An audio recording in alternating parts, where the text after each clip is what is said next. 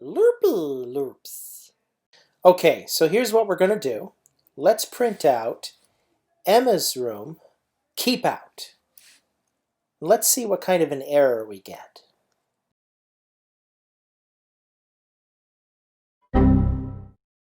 So, okay, what happened here? Well, the problem is the apostrophe in Emma's room. You see, that single quote makes Python think that you want to close the string. So we've got to find a way that we can still print that apostrophe or that single quote without actually closing the string. To do this, we're going to use something called the escape character. The escape character is going to allow us to print out that apostrophe and yet continue to keep the whole string so that it will print out Emma's room, keep out. Let's show you how that works. Let's use the escape character. Print single quote. Emma. Now it's time for the escape character, which is a backslash single quote. S room hyphen keep out. Close single quote, close parenthesis. So let's look at the escape character.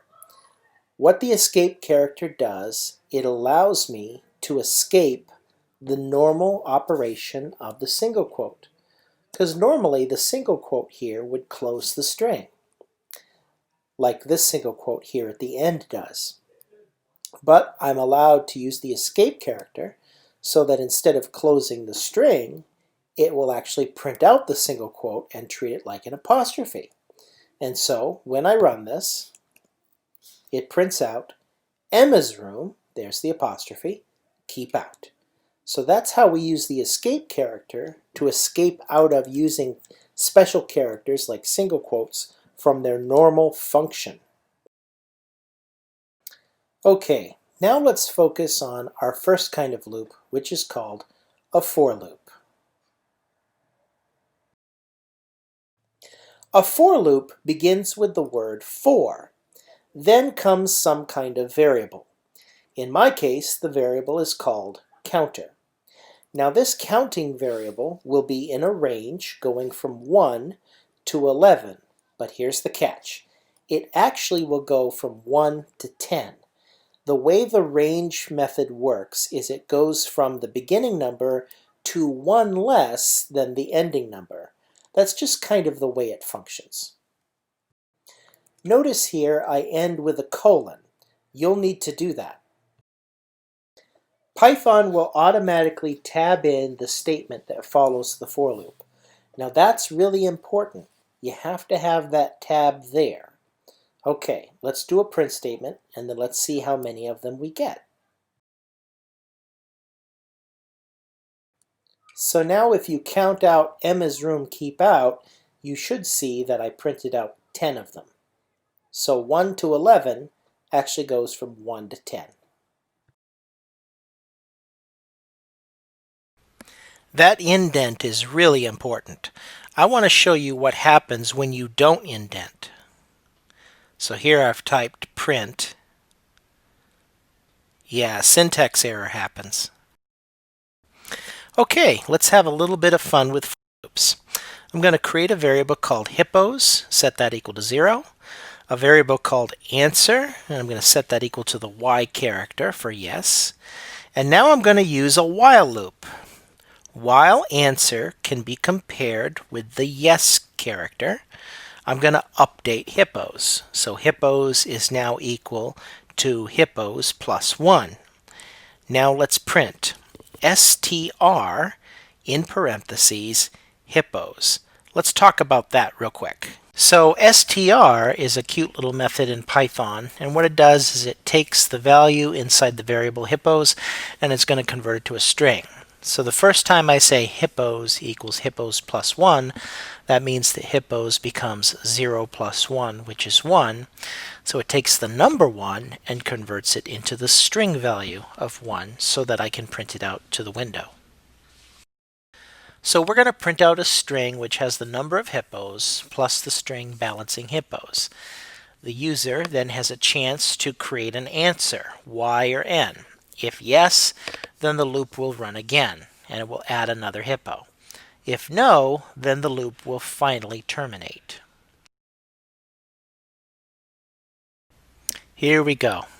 1 balancing, yes. 2 balancing, yes. 3 balancing, yes. 4 balancing, yes. 5 balancing, N.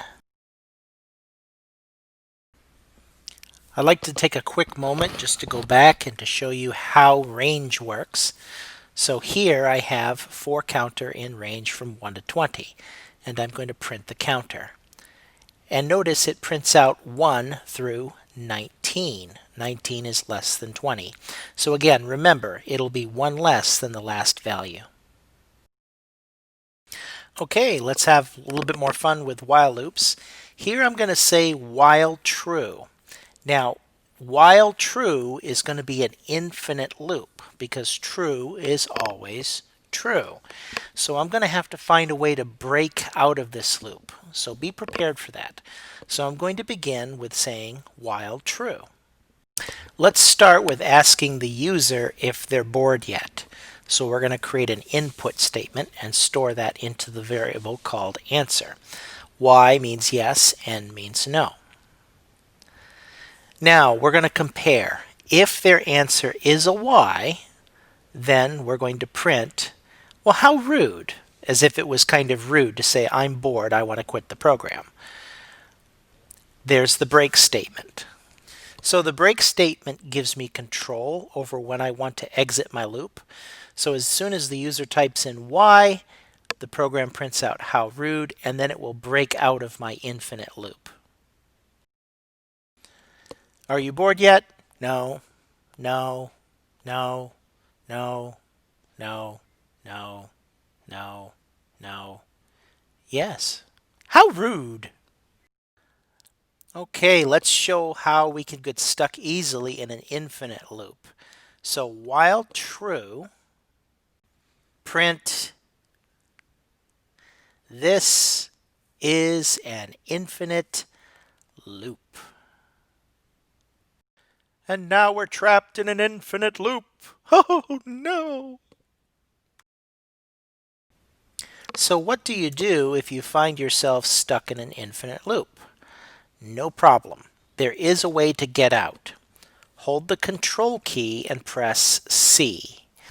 It will give a traceback error, keyboard interrupt, and then you'll be exited from your loop.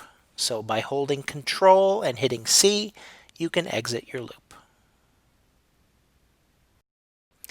Now let's talk about putting loops inside of loops. I want to create a double loop that says hip hip hooray. So for hooray counter in range from 1 to 4, and then I begin another loop for hip counter in range from 1 to 3. Now print hip, backspace, print hooray. So look at the first loop for hooray counter in range from 1 to 4. That will run 3 times. Now immediately we begin a second loop, hip counter in range from 1 to 3. That will run twice. So what will happen is it will run the inner loop first, hip hip. Then it will print hooray. Then the hooray counter becomes 2 and it prints hip hip again. Then it will print hooray. Now hooray counter becomes 3 and then begins the inner loop again. Hip hip and finally hooray. Hip hip hooray! Hip hip hooray! Hip hip hooray! So here's our challenge question. Can you predict what will be the result of the following output? Go ahead and think about this carefully and then type this into idle and see what you get. God bless you wherever you are today.